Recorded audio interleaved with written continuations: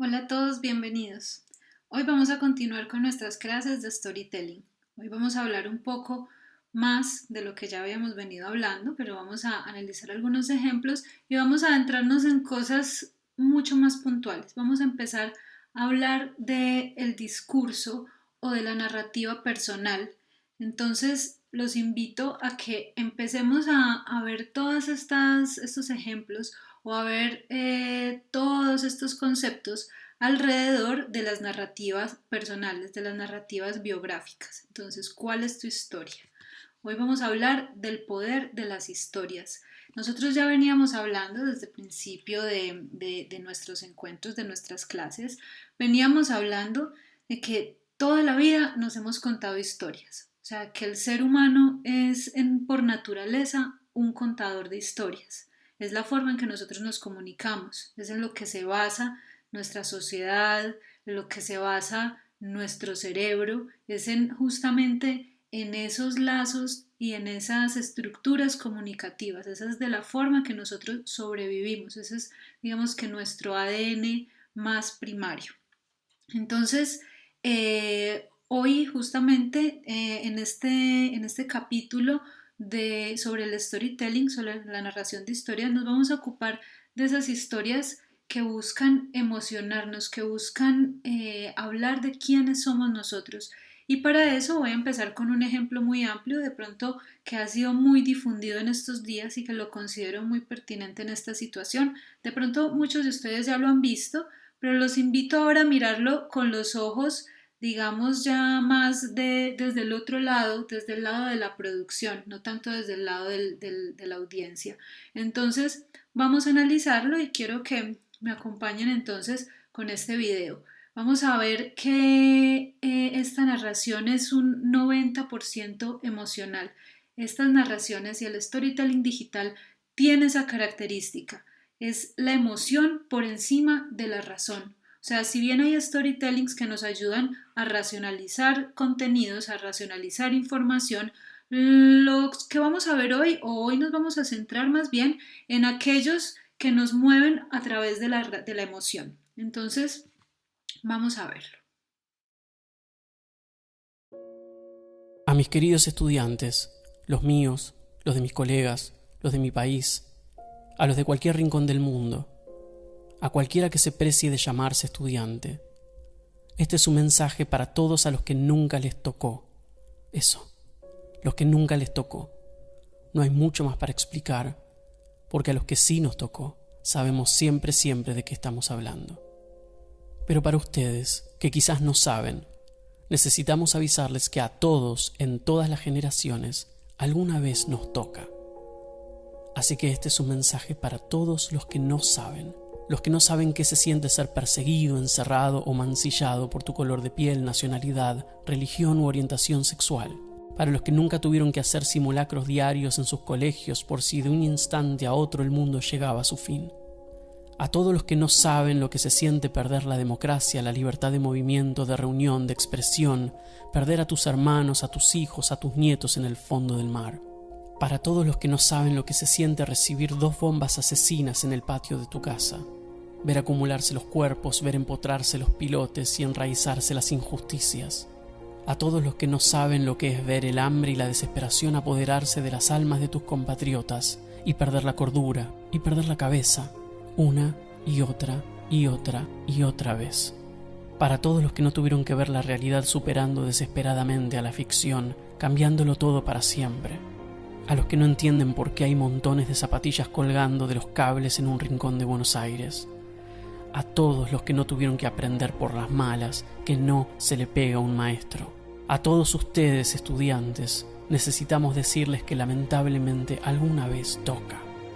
Y que cuando toca, todo es muy difícil de entender, porque lo que toca siempre pervierte los límites de lo perceptible. Cuando toca, el aire se espesa, se atesta de silencios, en la calle, en la casa, en la mirada de tus padres. Ya sabemos que no es justo, que no es la manera en la que pensaban pasar este tiempo. Pero ese es el tema con lo que toca. Nunca es un momento propicio para que te toque. Nunca es justo, nunca es lo que elegimos. Por eso decimos que toca, porque te embate, te embiste, te transforma. Y aunque sea injusto, muy injusto, cuando toca, te pasa que la vida te pregunta cómo lo vas a encarar, qué lugar vas a querer ocupar. La vida te va a pedir que sepas qué cuernos contestar a esa pregunta. Queridos estudiantes, hoy les tocó, nos tocó a todos, uno de esos momentos importantes en nuestra historia, uno de esos momentos de los cuales está hecha la historia. Hace ya varios días las escuelas están cerradas, no podemos ir, no pueden asistir a sus clases en sus aulas, ni jugar en sus recreos, ni conversar con sus docentes. Desde esta reclusión obligatoria, muchas de sus escuelas tomaron la heroica iniciativa de dar el primer paso. De un día para el otro, se predispusieron para desterrar y reinventar una lógica escolar presencial que tiene más de 200 años de experiencia, y empezar otra vez de cero. Profesores, maestros y educadores de todo tipo, en algunos casos con nula experiencia en enseñanza digital, llevaron sus clases a la nube, rediseñaron sus propuestas, y hoy ya organizan sesiones de teleconferencias para darles clases a sus estudiantes. Sus docentes están explorando nuevos y desafiantes recursos para comunicarse, generar aprendizajes junto a ustedes, sus mentes, cuerpos y almas. Y lo hicieron. Atravesaron la espesa niebla de la inexperiencia para llegar hasta ustedes y transmitirles algo de tranquilidad. Y por supuesto tenderles esa mano que sella a fuego el pacto que jura que la relación entre un maestro y su estudiante nunca, nunca, nunca puede quedar en suspenso. Como docentes, como educadores, el pedido que les hacemos es que sean nuestros socios y protagonistas en la tarea de mantener las escuelas abiertas. No los edificios, sino las escuelas. La idea de la escuela, el proyecto de la escuela, el sueño de la escuela. Queridos estudiantes, despiértense temprano a la mañana, lávense bien la cara y dispónganse para aprender con nosotros. Hagan sus tareas, contesten los mensajes, cumplan con las fechas, estén presentes en sus teleconferencias, hagan las evaluaciones y lean los textos. Pregunten lo que no entiendan, hagan propuestas, hagan propuestas, hagan propuestas. No estábamos preparados como hubiéramos querido para una situación como esta, por lo que muchas de las cosas que les propongamos hacer quizás no salgan tan bien o tengan errores técnicos, humanos, logísticos, de todo tipo. Estamos dando lo mejor que tenemos, pero estamos seguros de que no podemos hacerlo solos. Necesitamos de ustedes, nuestros estudiantes, para que a lo largo y ancho del mundo también se arremanguen y nos ayuden a plantar las semillas de una nueva escuela que necesitamos para un nuevo mundo. Este mundo que hoy nos toca. Queremos saber, necesitamos saber, que vamos a poder contar con ustedes, con su paciencia, con su colaboración, con su amor, si vamos a querer superar juntos esto. Necesitamos saber que sienten lo mismo que nosotros cuando decimos que esto que nos toca nos puede sacar muchas cosas, privar de muchas cosas, pero que la escuela no se negocia. Queridos estudiantes, dentro de muchos, muchos años, cuando todo esto haya sido casi un antiguo paréntesis en nuestra historia, algún niño, al que probablemente todavía no le haya tocado nada, quizás les pregunte qué estaban haciendo durante aquel extraño 2020, cuando fue todo el fenómeno del coronavirus. Y cuando llegue ese momento, queremos que con todo el orgullo del mundo acumulado en el pecho puedan decir: yo fui estudiante y ayudé a mantener la escuela abierta. Lo hice porque eso fue lo que me tocó.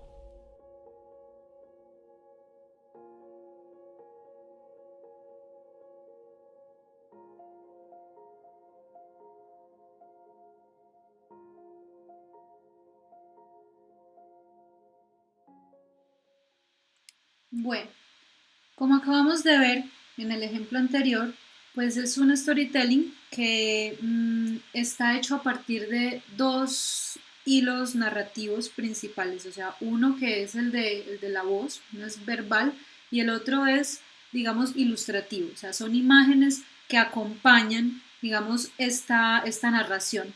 La narración tiene tres tiempos, tiene una introducción, tiene un desarrollo, un conflicto y tiene un desenlace. Pero aquí vamos a ver que cuando hablamos del storytelling, para redes sociales o para medios digitales, si bien este es un poquito extenso, un poco más extenso de lo que acostumbramos a ver por ejemplo, en redes sociales, la estructura, digamos, es muy similar a los que vamos a analizar más adelante.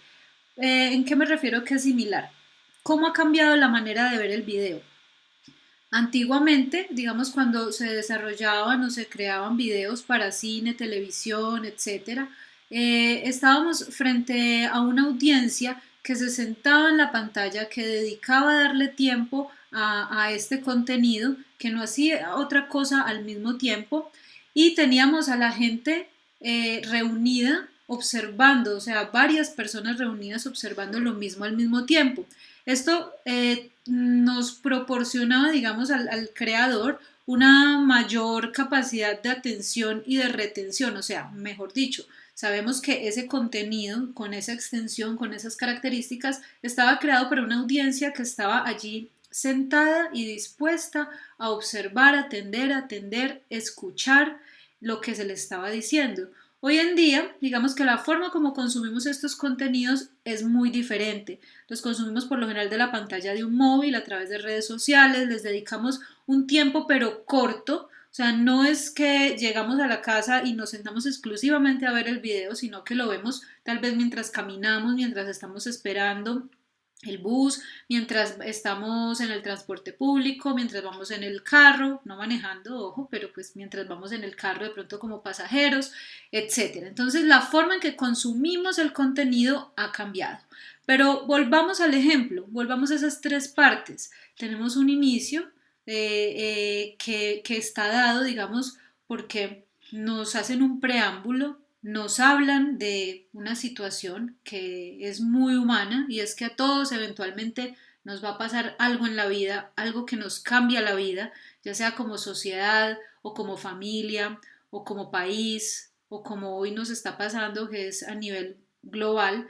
Luego tenemos un conflicto que es el conflicto o el problema actual por el que están atravesando los estudiantes y los docentes, particularmente en esta historia, y luego nos da una solución en forma de moraleja, una invitación. Y allí en esta moraleja es donde está lo que les he venido hablando, lo que les he estado diciendo desde el principio, que le pongan mucho cuidado, y es el objetivo de la comunicación, que a veces estamos teniendo dificultades allí en relacionar el mensaje con el objetivo. ¿Qué pasa? Aquí, ¿cuál sería el objetivo de la comunicación? Entonces, el objetivo es persuadir a los estudiantes a tomar una actitud, o sea, está haciendo un llamado a una acción puntual y es a tomar una actitud proactiva frente a la crisis actual en cuanto a la educación, o sea, en cuanto a la situación de la educación, a la situación por la que estamos atravesando, por eso también quise traer este ejemplo porque es muy oportuno y es que está haciendo una invitación al estudiante a ser parte, digamos, de la fuerza que nos va a sacar adelante como sociedad y como comunidad educativa. Entonces, ese es el objetivo de la comunicación, hacer ese llamado, persuadir, convencer de seguir allí. ¿Y cuál es el mensaje? El mensaje que te está dando el storytelling, que te está dando esta pieza audiovisual, es que no importa, digamos, lo difícil que pueda ser la situación, pero si todos ponemos de nuestra parte, pues no, tal vez más adelante nos van a recordar como aquellos que salvaron, digamos, en su momento la educación. Entonces miren que el mensaje y el objetivo van paralelos, van caminando juntitos.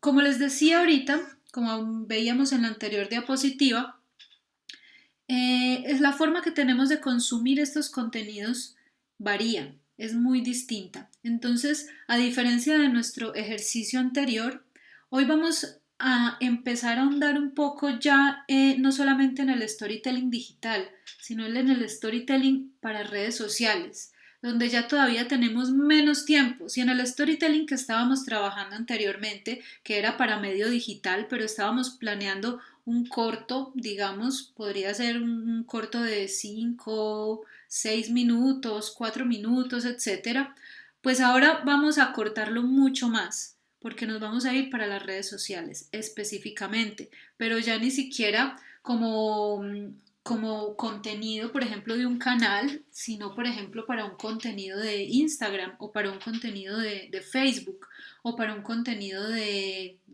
Twitter incluso, no sé, algo mucho más cortico.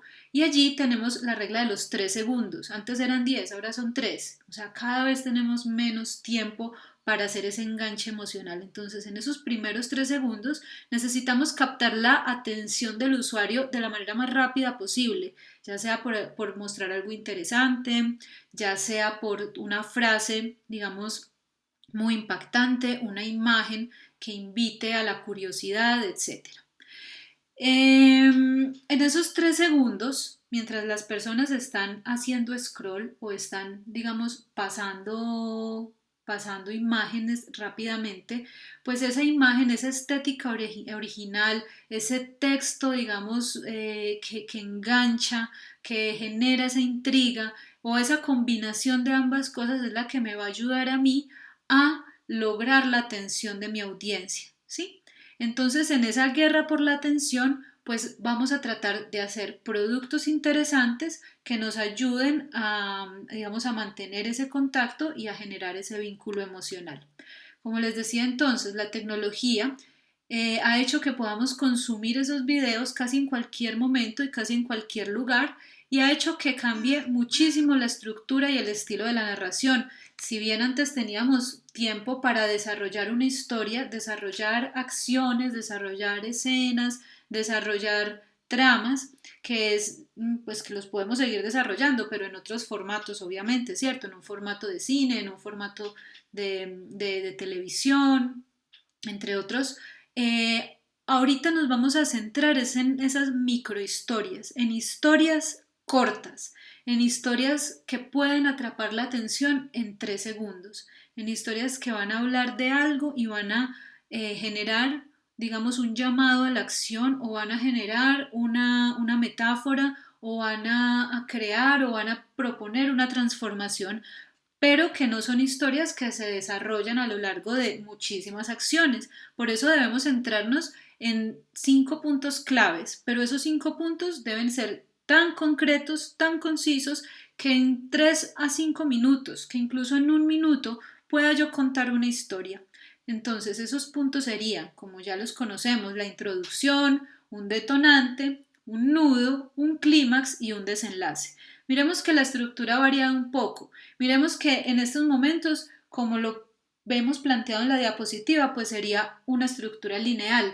Pero ojo, aquí es donde viene nuestra apuesta por la no linealidad. Y es que como tenemos solamente 3 segundos para poder llamar la atención de la audiencia, pues muchas veces en los primeros 3 segundos en la introducción no está el enganche. Entonces debemos recurrir a otro tipo de estructura narrativa, como por ejemplo una estructura basada en el clímax o una estructura in medias res o una estructura inversa que me permita aprovechar al máximo esos primeros 3 segundos de atención de mi audiencia. Por eso vamos a trabajar entonces este tema de los microrelatos alrededor de algo que yo creo que es fundamental antes de empezar a trabajar con cualquier cosa, con cualquier tema que uno quiera trabajar. Yo creo que primero hay que trabajar sobre uno mismo. Nosotros estamos muy acostumbrados a mirar hacia afuera, pero a veces se nos pasa la vida y se nos olvida mirarnos a nosotros mismos, hacia adentro. Y allí es donde debería estar como nuestro mejor maestro y nuestro mejor alumno también en nuestro interior. Entonces, hoy les voy a hacer una invitación a que trabajemos en el personal storytelling o en las narrativas biográficas y los microrelatos. Entonces, una biografía es una historia de la vida, o es la historia más bien de la vida de una persona, de la vida de un ser humano. Esa vida puede ser larga, puede ser corta, puede ser parecer aburrida o puede ser muy intensa. O sea, hay muchas historias de vida diferentes. Pero seguramente todos o cada uno de nosotros siempre va a tener algo que contar. Una estructura o la estructura de una biografía incluye una introducción, al igual que cualquier historia, un desarrollo y una conclusión. Digamos que cuando se hace una biografía post-mortem, pues la conclusión terminaría siendo el final de la vida, ¿cierto?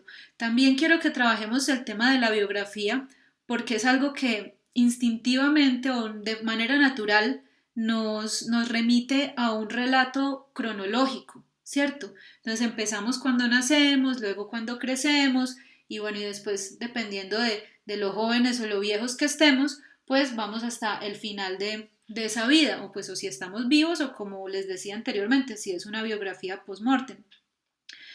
Pero entonces el hecho de que a nosotros la palabra biografía nos obligue o nos dé como esa pauta o nos tiente a hacer como lo de siempre, o sea, algo lineal, pues vamos a ver entonces cómo podríamos plantear un microrelato, algo que enganche en 3 segundos.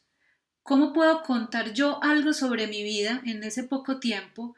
Y además, ¿cómo hacerlo de una forma no lineal? O sea, ¿cómo logro contar una historia diferente? Vamos a ver una que si bien es lineal, pero vamos a empezar entonces a meternos en el tema del microrelato, del storytelling biográfico. Vamos a mirar cuál es el objetivo y vamos a ver qué es lo que nos están contando allí y sobre todo cómo me lo están contando, cuál es esa forma narrativa que me están dando a mí para comprender este tipo de historias.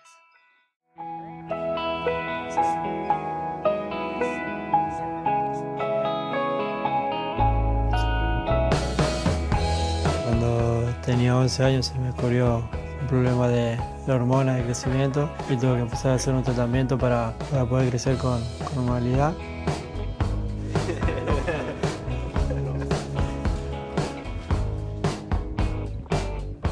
Yo sentía que me tenía que poner todas las noches una inyección en las piernas. Me ponía una noche en una, otra noche en otra. Durante todos los días de la semana no descansaba ningún día y bueno, eso tuve que hacerlo durante 3 años seguidos.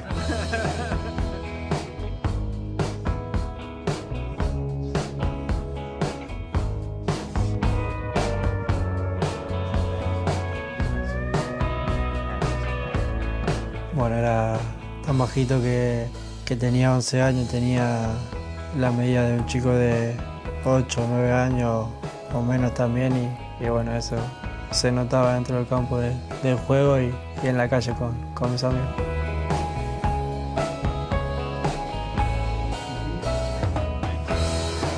O me afectaban que cuando entraba al campo, cuando iba al colegio, cuando hacía mi vida normal, siempre era el más chiquito de todo y con mucha diferencia a lo demás. Fue siempre así hasta que terminé de hacer el tratamiento que pude terminar de crecer bien. Sí, yo creo que al ser más chico que lo demás quizá era un poco más rápido y más ágil y eso me ayudaba a la hora de jugar al fútbol también.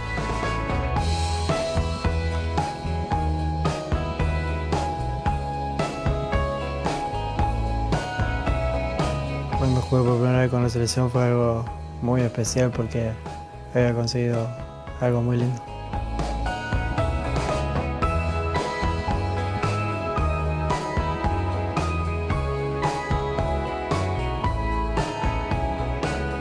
De toda esta experiencia lo que he aprendido que al principio lo que parecía todo malo y todo feo se convirtió en todo positivo y poder conseguir mucho, bueno, estas cosas lo que he conseguido con mucho trabajo y mucho esfuerzo.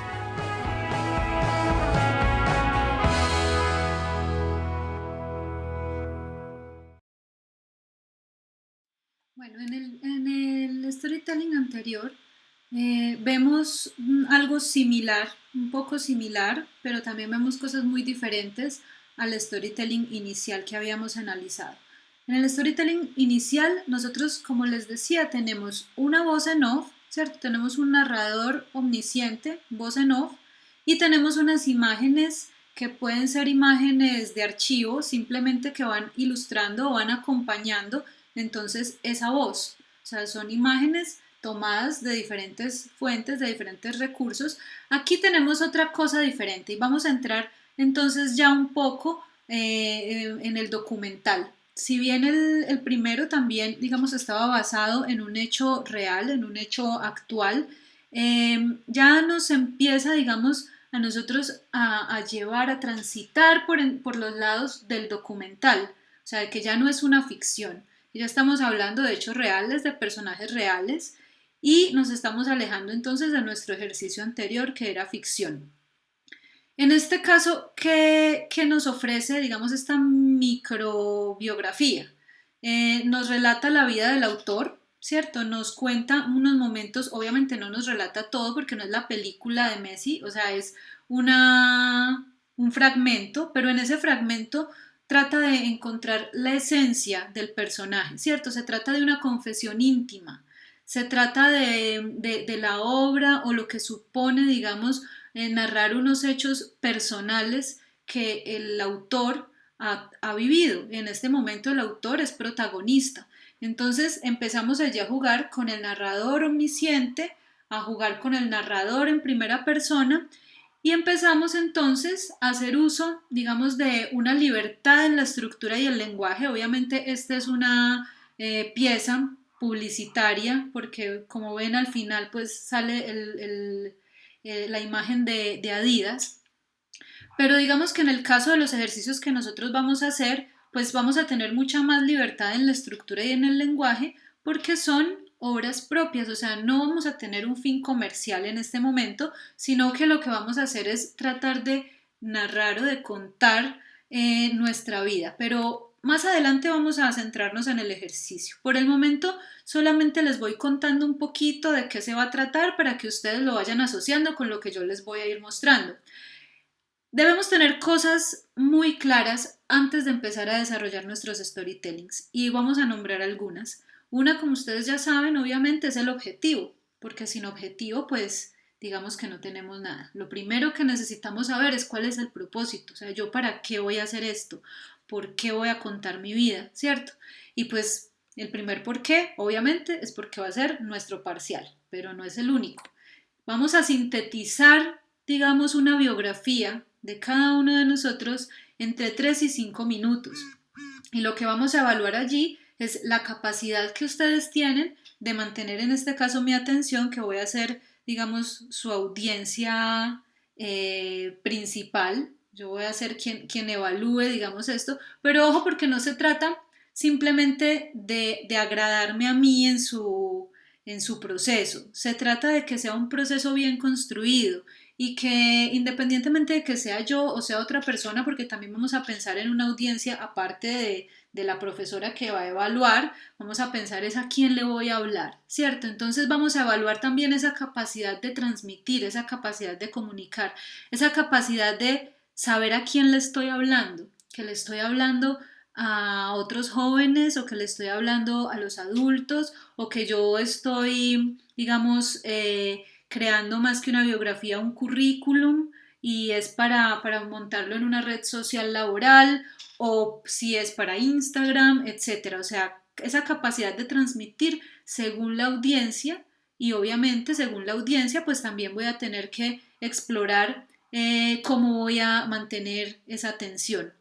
Y por último, la capacidad de emocionar. Decíamos que aquí vamos a trabajar es con la emoción más que con la razón. Obviamente, la razón es importante, no la podemos dejar de lado, porque con la razón nosotros vamos a entender esa audiencia y vamos a tomar las mejores decisiones y vamos a organizar y vamos a generar una estructura y vamos a aplicar los conocimientos pues para tener un producto exitoso. Pero vamos a trabajar es con las emociones. Vamos a trabajar con la música, con las imágenes, con los textos, todo lo que vamos a trabajar lo vamos a enfocar hacia las emociones. Cosas a tener en cuenta, digamos cuando estamos ya más allá de nuestro objetivo, cuando sabemos que lo que buscamos es emocionar, lo que buscamos es convencer, etcétera, a nuestra audiencia. Lo que buscamos también puede ser dar una enseñanza de vida, etcétera. Tenemos que centrarnos o tenemos que estar muy conscientes que vamos a narrar es sucesos verdaderos enmarcados en un contexto histórico real. Recordemos que aquí ya vamos es por lo documental, ya no vamos a hablar de ficción, lo que no quiere decir que no podamos exagerar o como hablábamos en unas diapositivas un poquito antes, Hablábamos también de, digamos, de transmitir, no de forma forzada, sino también de tener un poco de libertad creativa a la hora de nosotros contar nuestras historias, pero eso va a depender de otras cosas que vamos a ver adelante. O sea, recuerden que siempre tiene que haber un principio de realidad allí, un principio de verosimilitud que no podemos perder.